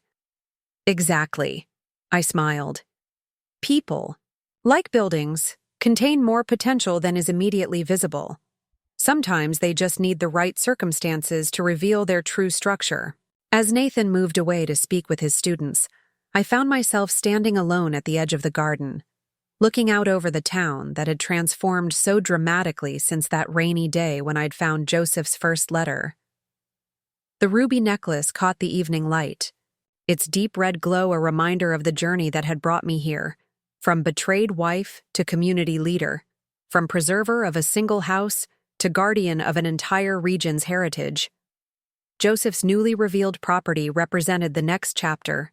In that journey, a challenge that would require everything I'd learned about balancing preservation with progress, about transforming opposition into opportunity, about seeing the potential hidden beneath the surface of things. Caroline and Andrea joined me at the railing, their presence a reminder that the most enduring legacies are built not in isolation, but in collaboration. "Something's changed," Caroline observed, knowing me too well to be fooled by my calm exterior. "What did you find in the carriage house?" I showed them Joseph's letter, watching as understanding dawned in their expressions. 5,000 acres, Andrea breathed, the lawyer in her immediately grasping the scope of what Joseph had created. "With a comprehensive heritage protection framework already in place, that's the next phase," I finished for her. "Not just for Millsfield, but for everything we've been building." As the reception guests began to depart, Mayor Phillips approached the conference organizer. "They're already talking about using Millsfield as a case study for communities across the country," he reported proudly.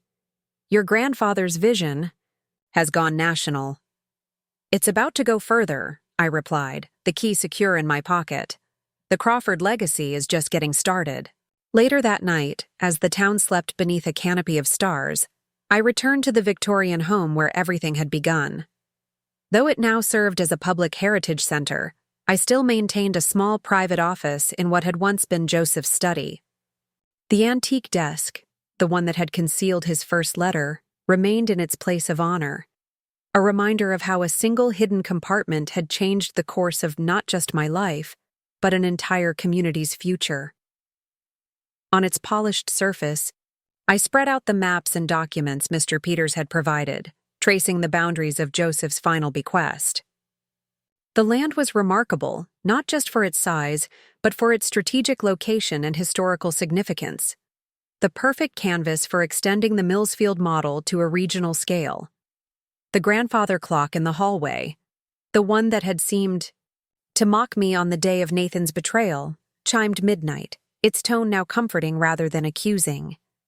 Time, I had learned, was neither enemy nor friend, but simply the medium through which patient strategy revealed itself.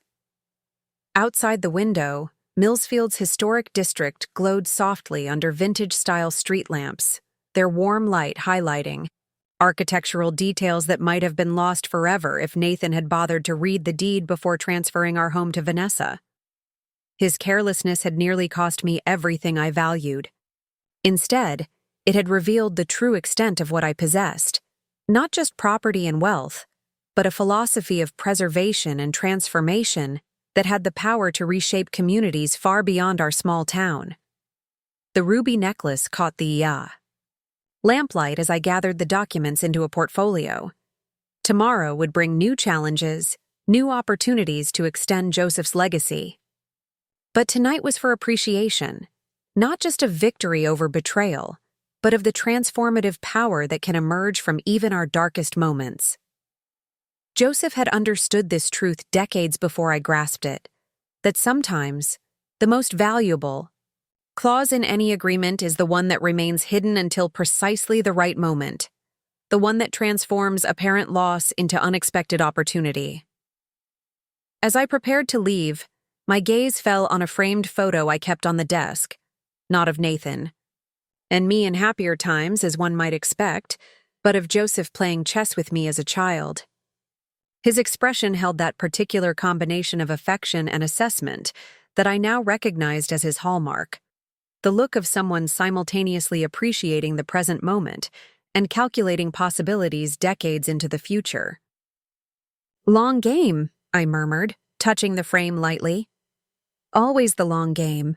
Outside, Millsfield slept peacefully, unaware that the strategies set in motion by a clause in a deed 5 years ago were about to expand beyond its borders, creating ripples that would transform not just one betrayed wife's circumstances, but an entire region's relationship with its past and future.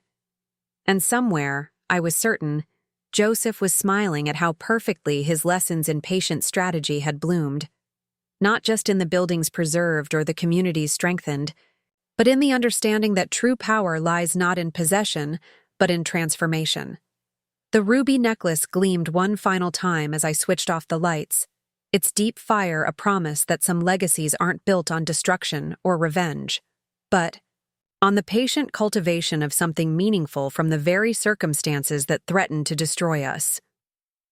The deed clause Nathan never read hadn't just saved my home, it had revealed my purpose. Looking for more? We've got 2 amazing stories ready for you right on screen. If this one touched you, these are absolutely worth your time. Click to watch them now. And hey, subscribe and hit that bell to never miss our latest uploads.